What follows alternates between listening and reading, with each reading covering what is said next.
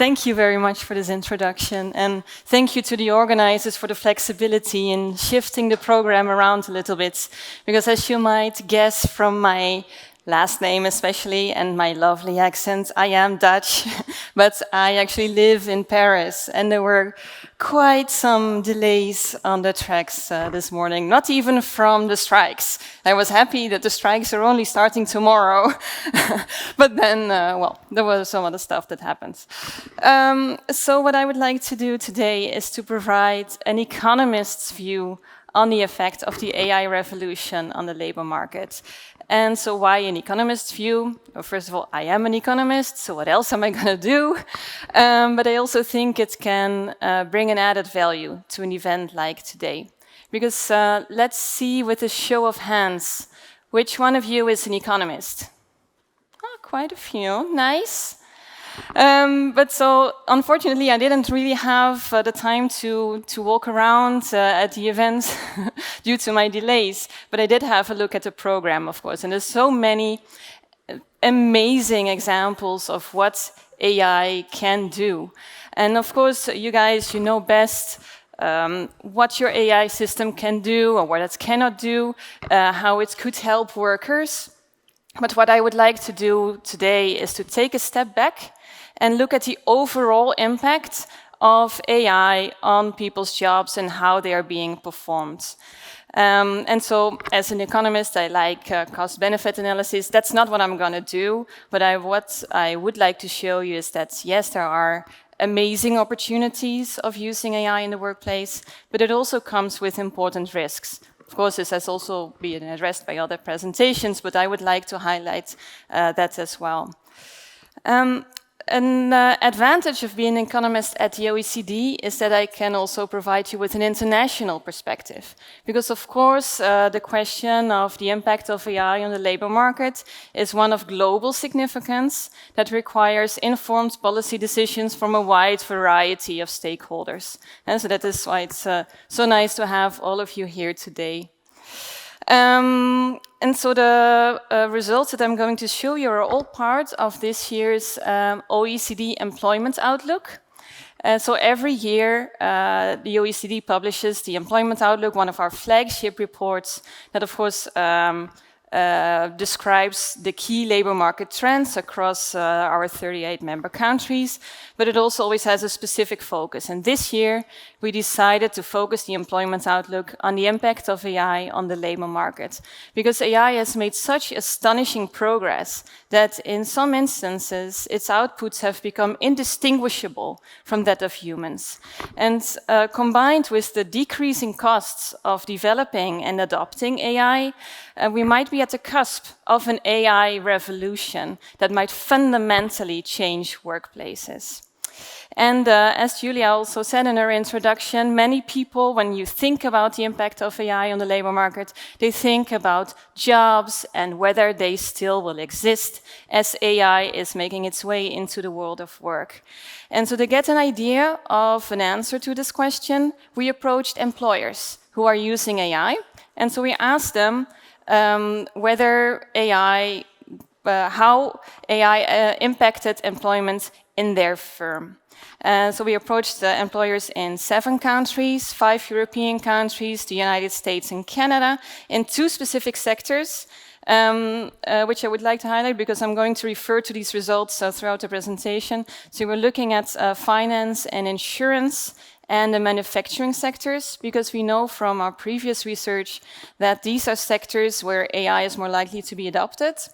So we're more likely to actually find respondents to our survey, which is nice. And also AI is being used for a longer period of time. And because if you started using AI yesterday, we're not very likely to find any impact on the workplace yet. And so what we find is that actually most of them think that AI did not impact employment in their company. There's slightly more employers who think that AI decreased employment than those who think that it increased employment, but the difference between those 2 categories is not statistically significant. And of course, you might say, well, this is just the opinion of over 2,000 employers who replied to this survey, which is true. So we also did a literature review, see what else is out there, and so also studies that use more objective measures of AI exposure, for instance, using time or regional variation in AI exposure, and then looking at the relationship with employment. These studies also find no significant effects of AI adoption on employment, usually. But of course, AI is changing rapidly. It is increasingly being used in the workplace. So even though we don't find any empirical evidence on impact on employment so far, it doesn't mean that it won't happen in the future. So what we also did is approach over 5,000 workers, again in the finance and manufacturing industries, and we asked them how they think AI is impacting their jobs today and what their future might look like due to AI. And most of them, 60%, think that they will lose their job to AI within the next 10 years. And among those who are actually using AI, because those 60% is just all of the workers, and of those who are actually using AI, so they would arguably know more about what AI is actually capable of doing and what it can and cannot do. And among them, it's even around 70% that think that they will lose their job to AI within the next 10 years. And that's also not so surprising, given that AI can do many things that we, until recently perhaps, thought were typically human. And for instance, we asked groups of experts, we showed them a long list of tasks that can be performed in any occupation, or within or across occupations. And for each of the tasks, we asked them, would AI be capable to do this? And so the first thing that that comes out of that exercise is that experts think that AI has made most progress in its ability to perform non-cognitive non-cognitive tasks. And so which are tasks that for humans would be considered high-skilled and require several years of education, maybe even a university degree. And so when you aggregate this up to occupations based on their task composition, it is not that surprising that we actually see that for occupations such as business professionals, managers, chief executives, occupations that typically require more years of education are also higher paid jobs, they have a relatively large share of tasks that AI would theoretically be capable of performing. And on the other end of the distribution, you have assemblers, laborers, cleaners and helpers, occupations that typically require less years of education. And there, the experts think that AI has less of an added value. And I phrase it like that on purpose because AI is not the only technology that is out there. And so this doesn't necessarily say anything about the risk of automation. In fact, when we do look at the risk of automation of the different occupations based on the task composition, we see that, again, the managers are at the lowest risk of automation, even though they had the highest AI exposure. So what this shows is that different groups of workers are better suited to use technology to their advantage, thereby perhaps preventing job displacement. And also that for most workers, at least to date, the impact of AI on their jobs is mostly felt not so much through lost employment, but through changes in the way their jobs are being performed, and thereby also changes in their job quality. And so one important dimension of job quality is wages, how much you earn. And there we see that for people who are developing, training, or maintaining AI systems, is what we call the AI workforce, they earn significantly higher wages, even when we compare them to other workers with relatively similar characteristics. And for instance, here we're comparing them to people with a university degree, but even when we compare them to people who work within the same firm and within a similar occupation within that firm, those who have AI skills earn on average 5 to 10% more than those who do not have these skills. But contrary to what you might think when you walk around on an event like this, the AI workforce is very small, actually. We estimate that less than 2%, in most countries, less than 2% of the labor force has AI skills. And this is, of course, this is increasing and significantly increasing. Also, the demand for people with AI skills is significantly increasing, but it is still very small compared to the overall labor force. And for the larger group of people who are exposed to AI in their workplace, so they don't necessarily train or maintain AI systems, but they do interact with AI in some way. For this larger group of people, we do not see any significant effects on their wages so far. But again, just like for employment, just because we don't find anything yet doesn't mean that it won't happen in the future. So we went back to these 5,000 workers in finance and manufacturing, asked them how they think their wages will develop within the next 10 years. And although some think their wages might increase, the most of them think their wages will decrease due to AI. And so again, this is something that needs to be monitored to see if this is actually happening, right? This is an important thing to keep track of. There are some other dimensions of job quality that we also looked at. For instance, we asked workers how they think that are interacting with AI, how they think it has impacted their performance. Most of them think it had a positive impact on their performance, that it increased their enjoyment of their work, and that it improved their physical and mental health, which is great, of course.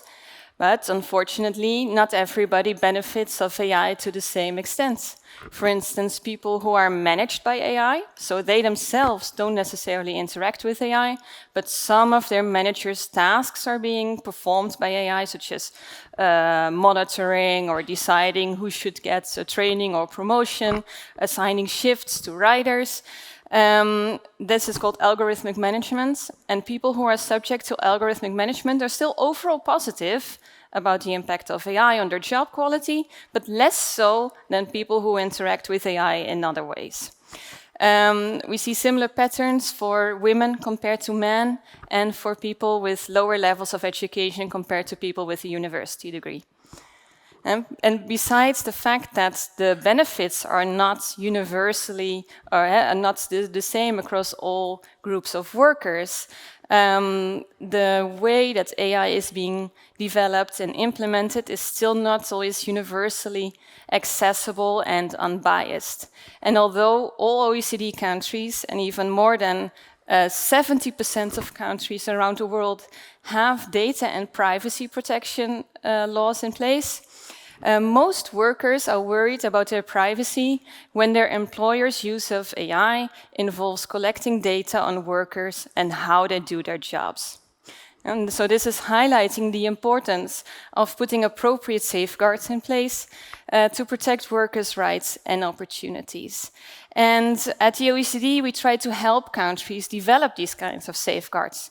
For instance, in 2019, the OECD AI principles were adopted by its member countries and several other countries as well since then. And so the AI principles are aimed to help countries develop policies for trustworthy AI in the workplace and beyond. And that means that AI needs to be safe and respectful of fundamental rights, anti-discrimination, data and privacy protection, labor laws. They need to be transparent and explainable, and you need to be aware that AI is being used. Not only the worker, actually, the employer also needs to be aware that you use generative AI to write your report. And you need to understand how AI reaches the employment decision, or any decision, but here I'm talking about AI impact on the labor market. And of course, it needs to be clear who is accountable in case something would go wrong. So many countries already have policies in place that are in line with the OECD AI principles. But because case law is still limited, we don't know for sure how this will play out exactly when it is being applied to AI uses. or AI uses in the workplace. So this will need to be monitored to see if and how existing legislation will need to be adjusted to deal with the specific challenges of using AI. Some countries, as we heard before, are working on AI-specific legislation, such as the EU AI Act, but there's also the ADA, the Artificial Intelligence and Data Act in Canada. The UK is doing things in this respect. The United States has the blueprint for an AI Bill of Rights. So there's several countries, I'm not sure many, but there's several countries that are proactively working on trying to prevent legal gaps from appearing when AI is being used, again, in the workplace or beyond. And so although these might still go through significant changes before they're actually coming into effect, they do represent promising progress towards ensuring trustworthy AI in the workplace. Maybe one final note, because my time has run out, I see, because we're here at an international conference, so I would really like to stress the importance of international collaboration and coordination on developing AI policies. And because this could really avoid a fragmentation of efforts that would unnecessarily delay the adoption of beneficial and trustworthy AI. Thank you. Could take one question. Yeah.